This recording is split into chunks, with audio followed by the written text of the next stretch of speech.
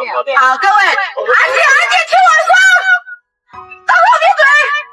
好，那么待会儿的话，每个人必须要来我这里买一瓶水，水的话是50块钱一瓶。我们准备项目，4个景区多少钱呢？1个地方280，3个地方430，4个地方530。你花钱就往房间那边等着冻着就行了，好不好？ 지금 보시는 장면은 중국의 여행 가이드들의 모습입니다. 이상하게도 이들은 친절한 안내 멘트 대신 다소 거친 어조로 여행객들에게 소리를 지르고 있는 것인데요. 이는 바로 여행 중인 고객들에게 쇼핑을 강요하며 판매를 강매하는 모습입니다. 정부에서 법적인 제재가 가해져도 이러한 관행이 쉽게 사라지지 않는다고 합니다. 과연 중국은 이러한 문제를 어떻게 변화시켜 나갈 수 있을까요? 가이드들의 강매 현장 함께 알아보도록 하죠.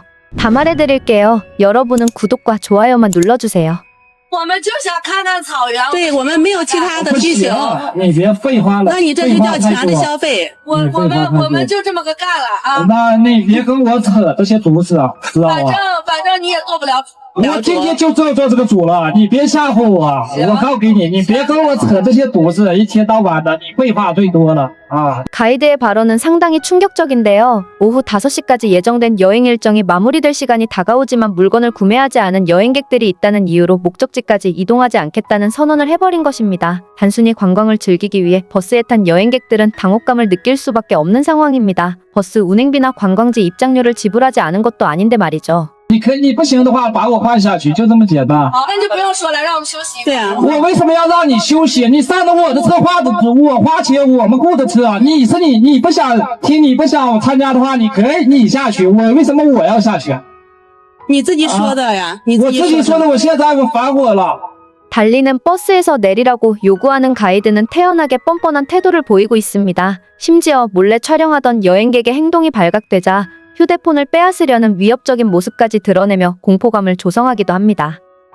你不要给我录音，录什么音？你把那个手机拿回去啊！你是四只疯狗的话呢，又过来了，是吧？这是我叫，然后的话呢，上来咬喂，疯狗咬你一口，难道你还要咬回去吗？有些人啊，花个几块钱坐个滴滴车，是吧？还搞得像个大爷一样。 역시나 다른 여행 가이드입니다. 물건을 사지 않으면 버스 밑에 미친 개를 풀어버린다며 협박하고 있는 상황입니다. 결국 여행객들은 분노에 차올라 버스는 아수라장이 돼버립니다.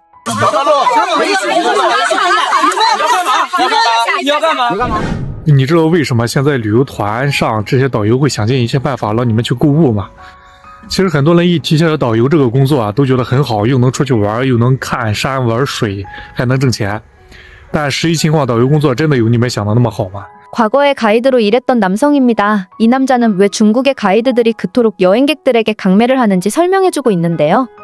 可能真正能拿到工资的导游并不多，就算能拿到工资，一天也不过就200、300块钱，而大多数都是没有工资的，而他们的收入来源大部分是靠这个佣金，所以说你去购物或者自费产生的差价呀，就是他们这次出来带团的工资。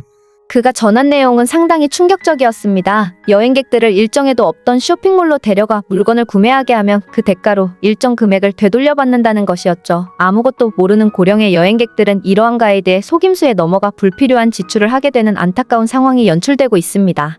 可能有人会觉得，那一天2、300，一个月也有7、8千块钱拿，其实也不错。但是我告诉你啊，现在很少有旅行社会给导游按月开工资。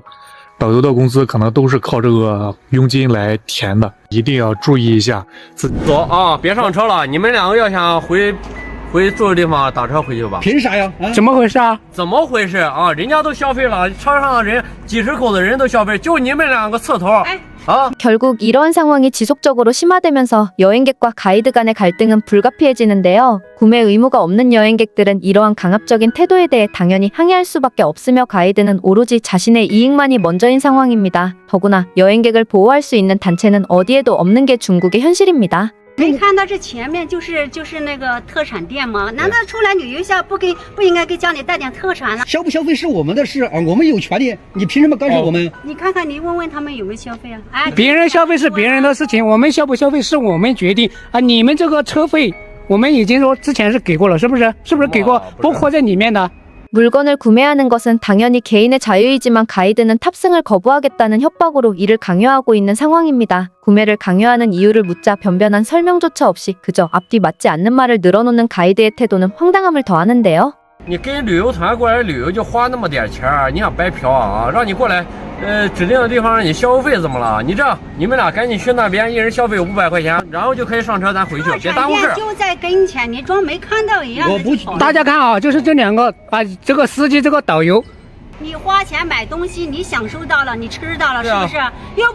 又不是说怎么样？是，但是你那个东西比那个正常店里面贵出3倍的价格，我们凭什么去买啊？别的地方买不到，你买回去拿给父母也是一份孝心。比平常店里面的高出了3倍的价格，足足高出了3倍，你们必须。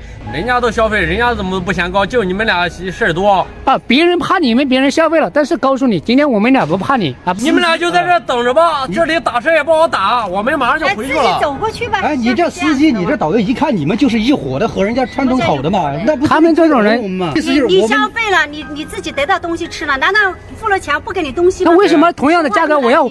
你是不是以为我傻呀？啊，同样的东西我为什么要花3倍的价格来买？ 협박이 통하지 않자 결국 가이드들은 물건을 구매하지 않는 여행객들을 노골적으로 무시하기 시작합니다. 이러한 태도는 정말이지 세계 어디에도 없는 모습이며 여행의 본질을 망치고 있는 상황인데요. 又想出来玩，又没钱，又玩不起，就别玩。大家有小心这个司机，这个导游啊！想出来玩还舍不得钱，你干脆回去吧。怎么着？你给不给？给不了啊！给不了是吧？给不了。 의견이 좁혀지지 않자 가이드들은 결국 무력으로 카메라를 빼앗으려는 행동에 나섰습니다. 결국 가이드는 여행객들을 외진 곳에 남겨둔 채 버스를 출발시켰습니다. 이러한 사건은 중국 문화가 얼마나 심각한 문제에 직면해 있는지를 단적으로 보여주는 사례라 할 수 있는데요. 이러한 문제가 커짐에 따라 여행 가이드에게 피해를 입은 사람들은 고소를 진행할 수밖에 없습니다. 따라서 이 분야만 전문적으로 다루는 변호사까지 생겨나는 지경에까지 이르렀습니다. 我怀里刚买的礼物，又让我花6000买了好多营养品。行，别跟我这样演，还在这儿骗呢是吧？什么叫骗呀？你有证据吧？说话要负责任啊！你们卖的什么东西自己心里没数吗？我们都有各种证件都有的呀，你说话要负责任。这是我拿到的官方检测报告啊！你们所谓的产品99%全是淀粉。 가이드들이 판매하는 제품의 대부분은 가짜였으며 이들의 속임수에 속아 나이 많은 여행객들이 불필요한 소비를 강요받는 안타까운 상황이 이어지고 있습니다. 이와 같은 문제가 눈앞에 닥쳐 있음에도 불구하고 중국 정부는 이에 대한 효과적인 대책을 내놓지 못하고 있습니다. 그 이유는 여행사의 주요 고객층이 점차 중국인에서 외국인으로 전환되고 있기 때문입니다. 이제는 중국을 방문하는 외국인 관광객들에게까지 피해를 끼치려는 모습이 점점 드러나고 있는 것이죠.